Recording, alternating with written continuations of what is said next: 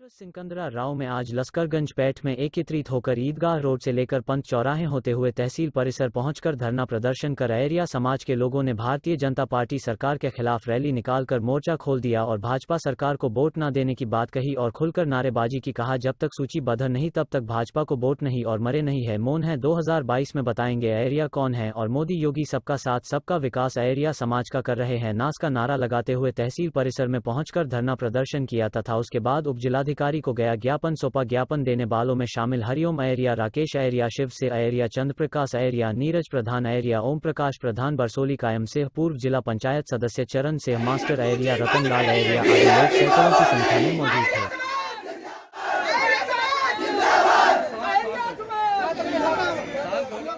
मेरा नीरज अहरिया नाम है। क्या समस्या आपकी? समस्या ये है कि 50 सालों से हमारा समाज इधर उधर तहसीलों के चक्कर काटते काटते परेशान है, पार्टियों की जी हजूरी करते करते परेशान है।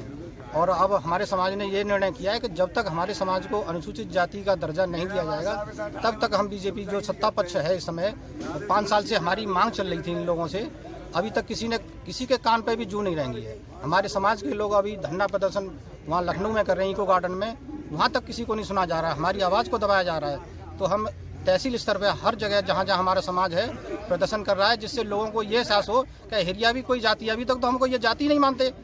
अच्छा, आप धरना प्रदर्शन तहसील परिसर के अंदर कर रहे हैं, तो क्या जनता को प्रसार से क्या बताना चाहते हैं? क्या भारतीय जनता पार्टी को वोट देंगे? नहीं देंगे सर। जब तक सूचीबद्ध नहीं, जब तक हमारा ये समस्या नहीं हल होती है तब तक हम वोट नहीं करेंगे बीजेपी। जी, मेरा नाम प्रमोद कुमार अहरिया है। क्या समस्या आपकी? हैदलपुर से।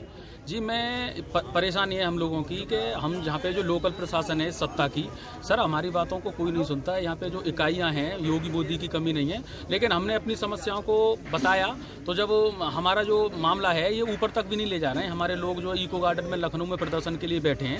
हमारा मामला सर ये है कि हमको 1950 में जब गजट जारी हुआ था स्वतंत्र भारत में, तो 1950 में दूसरे नंबर पर हमारी जो एससी की श्रेणी में हमारी दूसरे नंबर पर जाती थी। सर इसके साथ साथ 4 जातियों को उस गजट में निकाला था बिना किसी संवैधानिक संशोधन के सरकार ने। अहेरिया, खटीक, थारू और कोड़ी, जब 3-4 जातियों को निकाला, 3 को इन्होंने बैक कर लिया।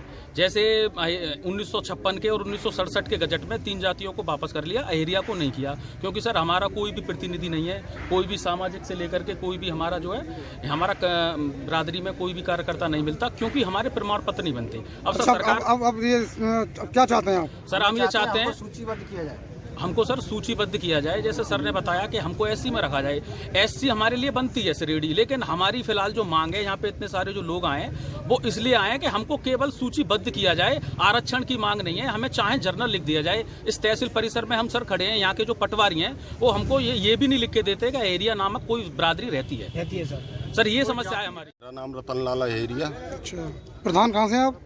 मैं अलीगढ़ से हूँ, यहाँ पर आया हूँ, मैं भी अहरिया हूँ। क्या मामला है आपका?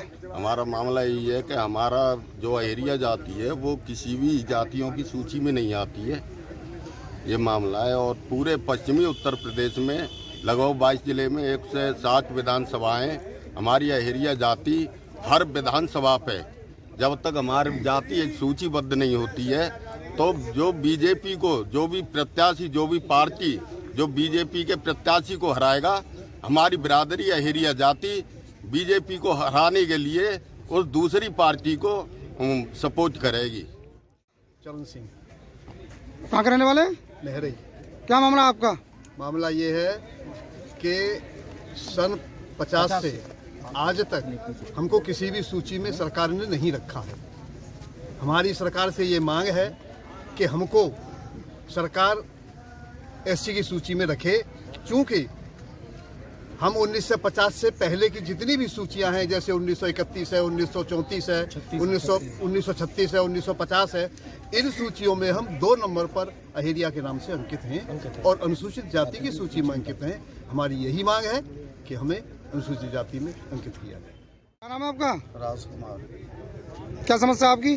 समस्या ये है कि देखिए, केंद्र सरकार ने CCA कानून पारित भी कर दिया है, और अगर नागरिक संशोधन कानून अगर पूरी ऑल इंडिया में पारित होता है तो हम जो अहेरिया शब्द है, अहेरिया सिर्फ उत्तर प्रदेश में अगर CCA कानून पारित होता है तो अहेरिया न तो यहाँ का रहेगा न केंद्र सरकार का रहेगा। इसलिए हमारे समाज की ये मुख्यतः मांग है कि हमें किसी न किसी श्रेणी में अर्थात हमारी आर्थिक स्थिति के मुताबिक, जिस तरह से JS फरीदकोट ने पार्लियामेंट में वक्तव्य दिया था, हमारे डॉक्टर लाल बहादुर रावल हाथरस से उन्होंने जो वक्तव्य दिया था उसी के मुताबिक हमको केंद्र सरकार मतलब स्पेशल ट्रीटमेंट के अंतर्गत सारी की सारी सुविधाएं मुहैया कराने की कृपा करें।